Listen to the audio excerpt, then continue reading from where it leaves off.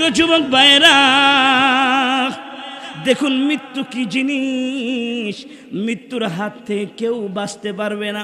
রমজান মাস হযরত ফাতেমাতুজ জোহরা রাদিয়াল্লাহু তাআলা আনহা স্বামী আলী কাররামাল্লাহু ওয়াজহুর সাথে একই বিছানা তিনি ঘুমালেন। গভীর রজনীতে সেহরি খাওয়ার জন্য উঠলেন। সেহরি খাওয়ার পরে হযরত ফাতেমাতুজ জোহরা রাদিয়াল্লাহু তাআলা আনহা জায়নামাজ বিছিয়ে দিলেন। জায়নামাজ বিছিয়ে তিনি জায়নামাজের মধ্যে বসে বসে তাসবিহ পড়তেছে। আলী কাররামাল্লাহু ওয়াজহু তিনি মসজিদে নববীতে চলে গেলেন। মসজিদে নববীতে ফজর পরে তিনি ঘরে আসবে।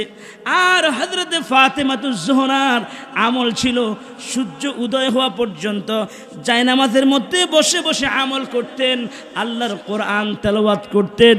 সূর্য উদয় হওয়ার পরে ইশরাকের নামাজ পড়ে তারপরে কাজকর্ম করতেন। প্রত্যেকের রুটিন এভাবে ছিল। আমাদের আল্লাহওয়ালা বুজুর্গ যারা গো, আহলে হক ওলামা একরাম যারা, হক্কানি ওলি আল্লাহ বুজুর্গ যারা গো, তারা কখনো তাহাজ্জুদের নামাজ মিস দেয় না। বুঝতেছেন আমার কথা? আল্লাহওয়ালা যারা গো, তাহাজ্জুদের নামাজ তারা ছেড়ে দেয় না। তাহাজ্জুদের নামাজ পড়া ছাড়া কেউ আল্লাহওয়ালা হতে পারে না। জিকির আজকার করা ছাড়া, নামাজ আদায় করা ছাড়া কেউ আল্লাহওয়ালা হতে পারে না। নামাজ ছাড়া, রোজা ছাড়া, জিকির ছাড়া, আল্লাহর ইবাদত ছাড়া, নবীর তরিকা ছাড়া কেউ যদি নিজেকে ফির দাবি করে, ওলি দাবি করে, বুঝতে হবে সে কাটকা শয়তান এবং ভণ্ড। কথা বলে ঠিক কিনা? মুরব্বী বাবাজি না আমার, আজকে ফাতেমাতুজ জোহরা রাদিয়াল্লাহু তাআলা আনহা ঘুমিয়ে গেলেন। ঘুমের ঘরে স্বপ্নে দেখে রহমতুল্লিল আলামিন মায়ার নবী মুহাম্মদুর রাসূলুল্লাহ সাল্লাল্লাহু আলাইহি ওয়াসাল্লাম ফাতেমাতুজ জোহরা রাদিয়াল্লাহু তাআলা আনহার ঘরের ভিতরে তাশরীফ আনলেন। ঘরের ভিতরে এসে অন্ধকারের মধ্যে আমার রাসূল কি যেন তালাশ করতেছে। হযরতে ফাতেমা স্বপ্নের ভিতরে আমার রাসূলকে ডাক দিয়ে বলে, বাবা, ও বাবা, বাবা গো, আপনি কি তালাশ করতেছেন? যখনই এই কথা বলেছে রাসূল বলে, মা গো, ও মা, আমি তো তোমাকেই তালাশ করতেছি। কি জন্য গো বাবা? স্বপ্নের মধ্যে ফাতেমা বাবাকে জড়িয়ে ধরলেন। বাবা ডাক দিয়ে বলে, মা গো, আর তোমার বাবার জন্য তোমাকে কান্না করতে হবে না। আমি তোমাকে একটা সংবাদ দেওয়ার জন্য এসেছি।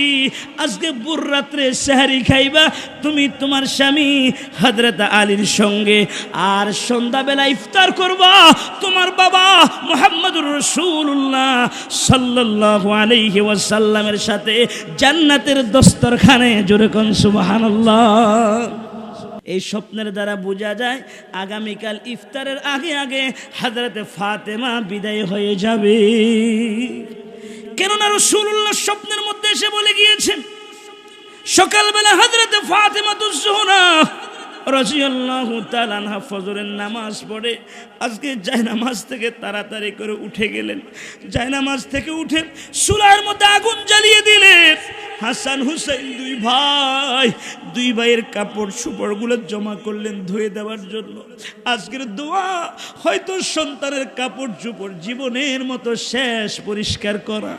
আজকে সন্তানদেরকে গোসল করানো হয়তো জীবনের শেষ গোসল হয়ে যেতে পারে। এজন্য ফাতেমাতুজ জোহরা রাদিয়াল্লাহু তাআলা আনহা হাসান হুসাইন দুই ভাইয়ের কাপড় চোপড়গুলি জমা করলেন ধোয়ার জন্য। চুলার মধ্যে গরম পানি করতেছে, আরেকটার মধ্যে আটার খামির গুলেছে তিনি আটা বানানোর জন্য। ফাতেমার চিন্তা হলো, আমি যদি মারা যাই আমার ছেলেরা কি খাবে, আমার স্বামী কি খাবে? বেশি করে আটার রুটি বানিয়ে রাখবো। রাসূলুল্লাহ বেশি করে আটার রুটি বানিয়ে রাখবো। আলী কাররামাল্লাহু ওয়াজহু যেন সন্তানদেরকে নিয়ে গরম করে করে খেতে পারে। জোরে কোন সুবহানাল্লাহ। মা কেমন মা! হযরতে ফাতেমাতুজ জোহরা রাদিয়াল্লাহু তাআলা সকালবেলা কাজ শুরু করে দিয়েছে। আলী মসজিদে নববী থেকে যখন ঘরের মধ্যে ফিরে এসেছে, বাড়ির মধ্যে ফিরে এসে দেখে যে জায়নামাজের মধ্যে প্রতিদিন বসে বসে ফাতেমা ইবাদত করত, আজকে ফাতেমাকে ওই জায়নামাজের মধ্যে দেখা যায় না। কই গিয়েছে আমার ফাতেমা? ফাতেমাকে তালাশ করতে লাগলেন, তালাশ করতে লাগলেন। তালাশ করতে করতে নজর করে দেখে ফাঁক ঘরের ভিতরে চুলার মধ্যে আগুন জ্বালিয়ে দিয়েছে। আলী ফাতেমাকে ডাক দিয়ে বলে, ফাতেমা, এটা তো আপনার নিত্যদিনের অভ্যাস ছিল না, প্রতিদিন এশরাকের নামাজ পড়ে আপনি কাজকর্ম করতেন, আজকে কেন গো এত কাজকর্ম শুরু করে দিয়েছেন? তার কারণটা কি? ফাতেমা তো জোহরা রাদিয়াল্লাহু তাআলা আনহা চোখের পানিগুলো ছাইরা কাঁদে আর ডাক দিয়ে বলে, স্বামী আমার, আজকের পরে আমি ফাতেমা আর দুনিয়ার মধ্যে থাকবো না। আমার সন্তানদেরকে কে গোসল করাবে? এজন্য জোরাবের মতো গোসল দেওয়ার জন্য পানি গরম করতেছি। আমার সন্তানদের কাপড় চোপড়গুলো পরিষ্কার করার জন্য এনেছি, আপনাদের জন্য রুটি তৈরি করার জন্য খামির করেছি।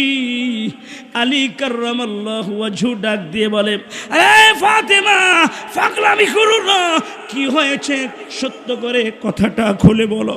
ফাতেমা তো জোহরা বলে, স্বামী আমার, স্বামী, আমি যখন গত রাতে আপনার সাথে ঘুমাই, ঘুমের ঘরে স্বপ্নে দেখি আমার আব্বাজান মুহাম্মদুর রাসূলুল্লাহ সাল্লাল্লাহু আলাইহি ওয়াসাল্লাম তিনি আমার ঘরে তাশরীফ এনেছে।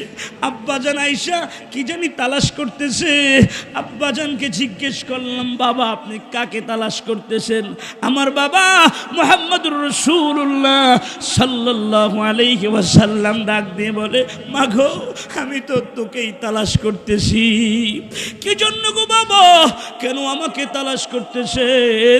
আমার আব্বাজান মুহাম্মদুর রাসূলুল্লাহ স্বপ্নের মাধ্যমে আমাকে জানিয়ে দিয়েছে আজকে সেহরি খাবো আপনার সাথে আর সন্ধ্যাবেলা ইফতার করব আমার বাবা মুহাম্মদুর রাসূলুল্লাহ সাল্লাল্লাহু আলাইহি ওয়াসাল্লামের সাথে জান্নাতের দস্তরখানে। জোরে কোন সুবহানাল্লাহ।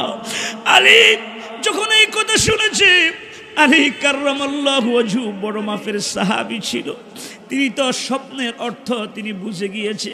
হযরত আলী স্বপ্নের কথা শুনে সব কাজকর্ম ফেলে দিয়ে তিনি বসে বসে বিনয় বিনয় চোখের পানি ছেড়ে হযরত আলী কান্দে। বাবাজির, একদিকে ফাতেমা কান্দে আর একদিকে আলী কান্দে। হাসান হুসাইন একবার মায়ের কাছে আসে, আবার দৌড়াইয়া বাবার কাছে যায়। ছোট বাচ্চারা তো বুঝে না মা কি জন্য কাঁদে, বাবা কি জন্য কাঁদে, এরা তো বুঝে না। একবার দৌড়াইয়া মায়ের কাছে আসে, আবার দৌড়াইয়া বাবার কাছে যায়। মাও কিছু কয় না, বাবাও কিছু কয় না। এমন করতে করতে দুপুর বেলা হয়ে গিয়েছে। জোহরের নামাজ পড়ে ফাতেমা তো জোহরা রাদিয়াল্লাহু তাআলা আনহা বিছানার মধ্যে শুয়ে গিয়েছে। শরীরের মধ্যে এত জ্বর এসেছে, শোয়া থেকে তিনি আর উঠতে পারতেছে না। হযরত ফাতেমা ডাক দিয়ে বলে, হাসান রে বাবা হুসাইন, তোমার আব্বাজানকে বলো একটু আমার কথা শোনার জন্য। হাসান হুসেন দৌড়াইয়া আলী কাররামাল্লাহু ওয়াজহুর কাছে এসে ডাক দিয়ে বলে, বাবা গো, ও বাবা, মা আপনাকে ডাকতেছে। হযরত আলী ফাতেমাতুজ জোহরা রাদিয়াল্লাহু তাআলা আনহার কাছে যখন গেলেন, ফাতেমাতুজ জোহরা ডাক দিয়ে বলে, স্বামী আমার, হাতটাকে একটু বের করে দেন। আলী যখন হাতটা বের করে দিয়েছে, হযরত ফাতেমা স্বামীর হাতটা চেপে ধরলেন। স্বামীর হাতটা চেপে ধরে ডাক দিয়ে বলে, স্বামী, স্বামী, স্বামী গো, আমার বাবা যেদিন থেকে আপনার সাথে আমাকে বিবাহ দিয়েছে, ওই দিনের পর থেকে অদ্যাবধি পর্যন্ত আমার চলাফেরা কথাবার্তার দ্বারা যদি আমি আপনাকে মনে কষ্ট দিয়ে থাকি, আল্লাহর ওয়াস্তে আপনি আমাকে ক্ষমা করে দেন। স্বামী, স্বামী, স্বামী গো, আপনি যদি আমাকে ক্ষমা না করেন, কিয়ামতের দিন কোটি কোটি মানুষের সামনে আমার বাবা মুহাম্মদুর রাসূলুল্লাহ সাল্লাল্লাহু আলাইহি ওয়াসাল্লাম লজ্জিত হয়ে যাবে। এই কথা শোনার সাথে সাথে আলী কাঁদে। ফাতেমা ডাক দিয়ে বলে, স্বামী, এক নাম্বার ওসিয়ত, আপনি আমাকে ক্ষমা করে দেন, আমার সন্তানগুলো আপনার হাতে তুলে দিলাম। দ্বিতীয় নাম্বার, সন্ধ্যার আগে আগে যদি আমার মরণ হয়, রাত্রের মধ্যে আমাকে দাফন করে কবরের মধ্যে মাদফন করবেন। একটা ওসিয়ত করে যাই গো স্বামী, আমার মৃত্যুর খবর মদিনার কোনো মানুষকে আপনি জানাবেন না। হযরত আলী কান্দে আর ডাক দিয়ে বলে, ফাতেমা, এটা আবার কেমন কথা? তোমার মরণের কথা কাউকে জানাতে নিষেধ করছো, তার কারণ কি? তোমার মৃত্যুর খবর যদি মদিনাবাসী শুনে, তোমার জানাজার মধ্যে এত বেশি মানুষ হাজির হবে। মুহাম্মদুর রাসূলুল্লাহর মেয়ে আলী কাররামাল্লাহু ওয়াজহুর স্ত্রী, হাসান হুসাইনের আম্মা জান, জান্নাতের রমণীদের সরদারনি সাইয়্যিদাতুন নিসা হযরতে ফাতেমাতুজ জোহরা রাদিয়াল্লাহু তাআলা আনহা, তোমার ইন্তেকালের খবর শুনলে মদিনার মানুষেরা চাপিয়ে পড়বে তোমার জানাজা অংশগ্রহণ করার জন্য। ফাতেমাতুজ জোহরা বলে, আমিও জানি, তবে আমি চাই না আমার মৃত্যুর পরে পর্দা যেন লঙ্ঘন হয়। ও জাফরগঞ্জ এলাকার আম্মা জানেরা, ও দেবিদ্য এলাকার আম্মা জানেরা, তোমাদের মতো মা ছিল হযরতে ফাতেমাতুজ জোহরা রাদিয়াল্লাহু তাআলা আনহা। তিনি ডাক দিয়ে বলে, মৃত্যুর পরে মানুষকে খবর দিবেন না, আপনি হাসান হুসাইনকে লইয়া আমাকে দাফন করে ফেলবেন। তার কারণ হলো, মানুষ যদি বেশি হয়, আমাকে যখন খাটের মধ্যে রাখবে, মদিনার লোকেরা সমালোচনা করবে, মুহাম্মদুর রাসূলুল্লাহর মেয়ে মৃত্যুর আগে কত লম্বা ছিল, কতটুকু মোটা ছিল, নাকি খাটো ছিল, নাকি চিকন ছিল। আমি চাই না গো স্বামী, আমার মৃত্যুর পরে সাহাবীরা সমালোচনা করুক, এটা আমি চাই না। এর জন্য ওসিয়ত করলাম, আমার মৃত্যুর সাথে সাথে রাত্রের মধ্যে আমাকে দাফন করে ফেলবে। কেমন মহিষী নারী! আর যুবক ভাইরা, মুরব্বী বাবাজিরা আমার, এখনই আমি আপনাদেরকে নিয়ে আল্লাহর কাছে দোয়া করব। ফাতেমাতুজ জোহরার কথাটা শুনিয়ে আখিরি মুনাজাত দিয়ে বিদায় করে দিব। ফাতেমাতুজ জোহরা রাদিয়াল্লাহু তাআলা আনহা কান্দে, হযরত আলীও কান্দে। আলী ফাতেমাকে ধরে ডাক দিয়ে বলে, ফাতেমা, আমি কখনই আপনার উপযুক্ত ছিলাম না। মুহাম্মদুর রাসূলুল্লাহ সাল্লাল্লাহু আলাইহি ওয়াসাল্লাম মায়া করে আপনাকে আমার হাতে তুলে দিয়েছে। আমি আলী এত গরিব গো, কখনো অভাবের তাড়নায় আমাদের চুলার মধ্যে 3 দিন পর্যন্ত আগুন জ্বলতো না, সপ্তাহখানেক পর্যন্ত আগুন জ্বলতো না। ঠিক মতো আমি আপনাকে ফ্যাট ভরা একবেলা খাবার খাওয়াইতে পারি নাই। ঠিক মতো আমি আপনাকে এক জোড়া নতুন কাপড় চোপড় একসাথে কিনে দিতে পারি নাই। মুহাম্মদুর রাসূলুল্লাহর মেয়ে আপনি, ওই পরিমাণ সম্মান আমি করতে পারি নাই। আমিও আপনার কাছে মাফ চাই, মেহেরবানি করে আমাকে মাফ করে দাও।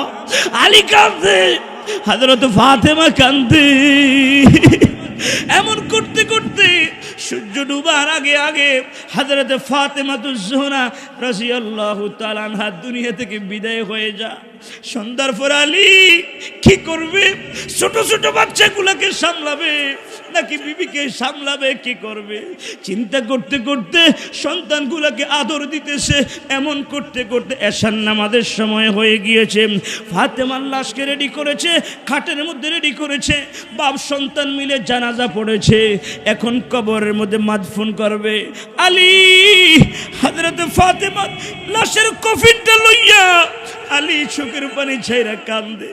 আমার ছোট ছোট বাচ্চা, লাশের যে খাট, ওই খাটের 4টা পায়া হয়, সামনের দিকে 2টা, পিছনের দিকে 2টা। কথা বলেন ঠিক কিনা? আলী চিন্তা করতে লাগলেন, আমি যদি সামনের 2টা পায়া ধরি, পিছনের 2টা পায়া ধরবে কে? পিছনের 2টা পায়া যদি আমি ধরি, সামনের 2টা পায়া ধরবে কে? হাসান হুসাইন তো ছোট, এত ছোট, মায়ের লাশ বহন করার মতো শক্তি এখনো তাদের হয় নাই। হযরত আলী বসে বসে চিন্তা করতে লাগলেন কিভাবে ফাতেমাকে জান্নাতুল বাকিতে নিবে। মদিনাতুল মুনাওয়ারার সবচেয়ে বড় কবরস্থান যেটা জান্নাতুল বাকি, জান্নাতুল বাকিতে দাফন করবে।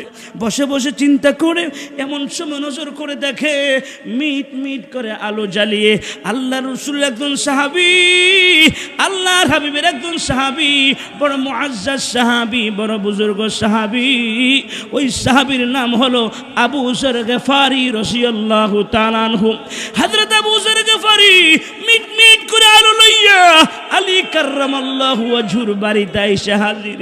ডাক দিয়ে বলে, আলী রে, ফাতেমাকে নিয়ে বুঝি তুমি চিন্তা করো, আর কোনো টেনশন নাই, আমি এসেছি, চলো দুইজনে মিলে ফাতেমাকে জান্নাতুল বাকিতে নিয়ে যাব। আলী কাররামাল্লাহু ওয়াজহু আবু যর গফারিকে ডাক দিয়ে বলে, রে আবু যর গফারি, রে আবু যর গফারি, আমার ফাতেমা ইন্তেকাল করেছে, আমি তো কাউকে সংবাদটা শোনাই নাই, এই সংবাদ তোমাকে কে দিয়েছে? হাদিসের মধ্যে এসেছে আবু যর গফারি রাদিয়াল্লাহু তাআলা আনহু চোখের পানি ছাইরা ডাক দিয়ে বলে, আলী, আমি আবু যর গফারি বিনা দাওয়াতে তোমার এখানে আসি না। আল্লাহু আকবার। আবু যর গফারি রাদিয়াল্লাহু তাআলা আনহু ডাক দিয়ে বলে, আলী রে, শোনো, এশার নামাজের পরে আমার প্রতিদিনের নিয়ম হলো ঘুমিয়ে যাওয়া, যেন তাহাজ্জুদের সময় আগে আগে উঠতে পারি। আজকেও আমি এশার নামাজ পড়ে শুয়ে পড়েছি, এশার নামাজ পড়ে ঘুমিয়ে পড়েছি, কিন্তু ঘুমের ঘরের মধ্যে স্বপ্নে দেখি মুহাম্মদুর রাসূলুল্লাহ সাল্লাল্লাহু আলাইহি ওয়াসাল্লাম লাঠির মধ্যে বর দিয়ে আমার ঘরের মধ্যে আল্লাহর হাবিব তাশরীফ এনেছে। চেহারাটা মলিন, আমাকে ডাক দিয়ে বলে, আবু যর, রে আবু যর, উঠ, জানোস নাই, তুমি কি শুনো নাই, আমার মেয়ে ফাতেমা ইন্তেকাল করেছে, দাফন করার মতো কোনো লোক নাই, আলী ছাড়া, হাসান হুসাইন ছাড়া আর কেউ নাই। এরে আবু যর গফারি, আমি রাসূল অনুমতি দিলাম, যাও আমার মেয়েকে দাফন কাফনের কাজে একটু সহযোগিতা করো। জোরে কোন সুবহানাল্লাহ। রে বাবাজিরা আমার, এরা কেমন সোনার মানুষ, এরা কেমন আল্লাহওয়ালা বুজুর্গ, কত আল্লাহওয়ালা গো। রাত্রে ঘুমাইতে দেরি, স্বপ্নের মধ্যে মুহাম্মদুর রাসূলুল্লাহকে দেখতে দেরি নাই। নারায়ে তাকবীর, নারায়ে তাকবীর। হযরতে ফাতেমাতুজ জোহরা রাদিয়াল্লাহু তাআলা আনহাকে লইয়া আলী রাদিয়াল্লাহু তাআলা আনহু আবু যর গফারি দুইজনে মিলে জান্নাতুল বাকি কবরস্থানের মধ্যে দাফন করেছে।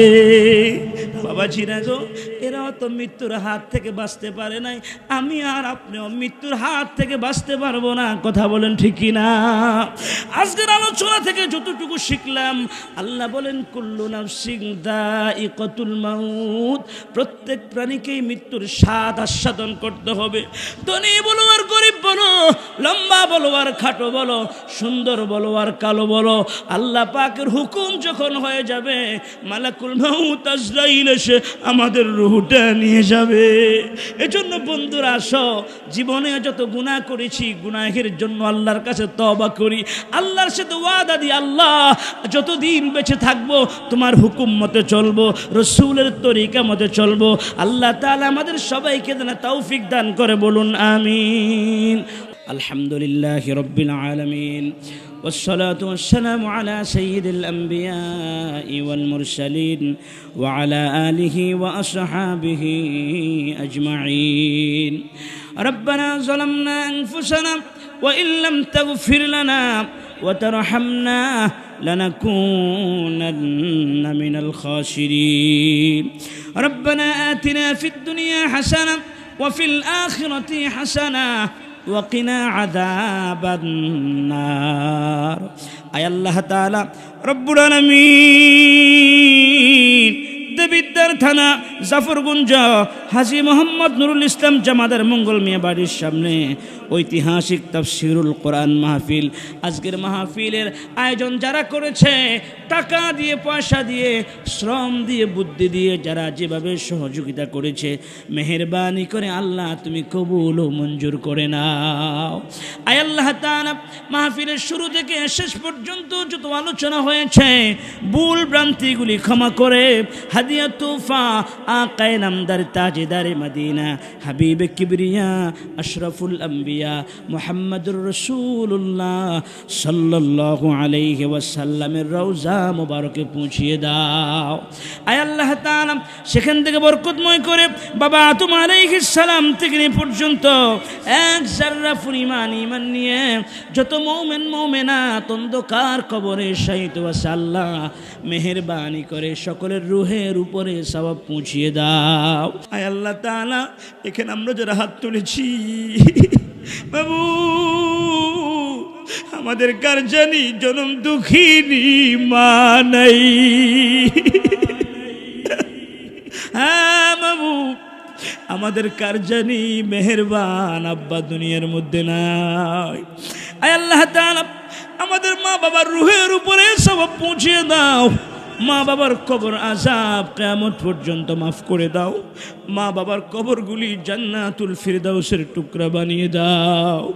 আয় আল্লাহ তাআলা, আমাদের শ্বশুর শাশুড়ি, দাদা দাদি, নানা নানি, আত্মীয় স্বজন, পাড়া প্রতিবেশী, বংশধর মুরব্বীদের মধ্য থেকে এক যাররা পরিমাণ ঈমান নিয়ে যারাই অন্ধকার কবরে শায়িত আছে, আল্লাহ মেহেরবানি করে সকলের রুহের উপরে সওয়াব পৌঁছিয়ে দাও। রব্বুল আলামিন, আমাদের যাদের আব্বা আম্মা জীবিত আছেন এক হায়াত দান করে দাও। আয় আল্লাহ, আমরা যারা অসুস্থ আছি মেহেরবানি করে সুস্থ করে দাও। রব্বুল আলামিন, আয় আল্লাহ তাআলা, আমরা তো গুনাহগার না খানদার পাপী, শয়তানের ধোঁকা পড়ে মধুর মতো মিষ্টি জেনে জীবনে বহু গুনাহ করে ফেলেছি গো আল্লাহ। আয় আল্লাহ তাআলা, तमाम জীবনের গুনাহের কথা স্মরণ করে তোমার কাছে মাফ চাই। মেহেরবানি করে আল্লাহ আমাদের সকলের तमाम জীবনের গুনাহগুলি তুমি মাফ করে দাও। আয় আল্লাহ, আমি কয়জনের নাম বলবো, তুমি তো সবার নাম জানো। আয় আল্লাহ, প্যান্ডেলের মধ্যে আমার বহু মুরব্বী বাবাজিরা বসে আছে, যুবক ভাইয়েরা বসে আছেন, আলেম ওলামা ভাইয়েরা বসে আছে, স্ত্রীদের মধ্যে বাবার সমতুল্য মুরব্বীরা বসে আছে, কলিজার টুকরা যুবক ভাইয়েরা বসে আছে, পর্দার আড়ালের অনেক আম্মা জানারা মুনাজাতে শরীক হয়েছে। আয় আল্লাহ তাআলা, আজকের ময়দানে যার হাতটুকু তোমার দরবারে পছন্দ হয়, তার হাতের খাতিরে আজকের দোয়া তুমি কবুল করে নাও। রব্বুল আলামিন, আয় আল্লাহ তাআলা, এই মাহফিলের চতুর্পাশে যত কবরস্থান আছে গো আল্লাহ, সকল কবরস্থানের সকল মুর্দিগান যারা এক যাররা পরিমাণ ঈমান নিয়ে কবরে শায়িত আছে, আল্লাহ সকলের রুহের উপরে সওয়াব পৌঁছিয়ে দাও। এলাকার যে সমস্ত ভাইয়েরা প্রবাসী, আল্লাহ প্রবাসী ভাইদেরকে বিদেশের জমিনে সহি সালামত রাখো আল্লাহ। ব্যবসায়ী ভাইদের ব্যবসা বাণিজ্যে বরকত দান করে দাও, কামায় রোজগারে বরকত দিয়ে দাও। আয় আল্লাহ তাআলা, এখানে আমরা যারা হাত তুলেছি, আমাদের কার মনে কি আশা আকাঙ্ক্ষা তুমি তো জানো। রব্বুল আলামিন, মেহেরবানি করে আমাদের সকলের মনের সকল নেক আশাগুলি তুমি পুরা করে দাও। রে বাবাজিরা, ও কলিজার টুকরো যুবকেরা, সন্তান মায়ের কাছে না কাঁদলে মা দুধ দেয় না। একটু প্রাণ ভরে আল্লাহকে ডাক দাও, আমার আল্লাহ বড় খুশি হয়ে যাবে। জবান খুলে বলেন আল্লাহ, আর একটু মায়া করে ডাক দিয়ে বলেন আল্লাহ, আরেকবার ডাক দিয়ে বলেন আল্লাহ।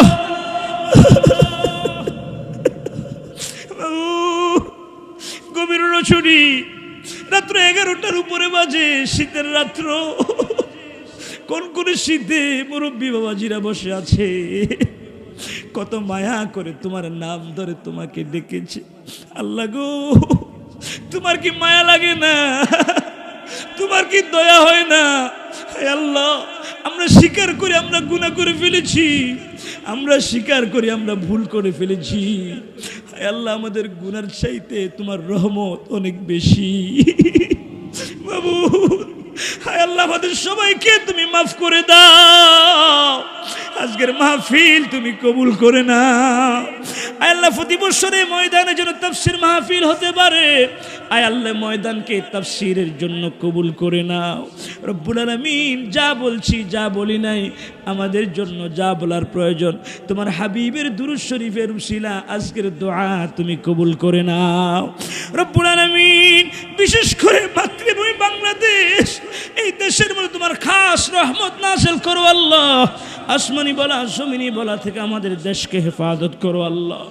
দেশের বিরুদ্ধে যারা ষড়যন্ত্র করে তাদেরকে নস্যাৎ করে দাও আল্লাহ। এই দেশের মাটি ও মানুষের মায়া আমাদের অন্তরে মাবুদ গো। আমাদের দেশের 1 ইঞ্চি মাটিও বাতিলের হাতে তুলে দিও না আল্লাহ। হায় আল্লাহ, এই দেশকে তুমি হেফাজত করো আল্লাহ। এই দেশের মানুষকে হেফাজত করো আল্লাহ।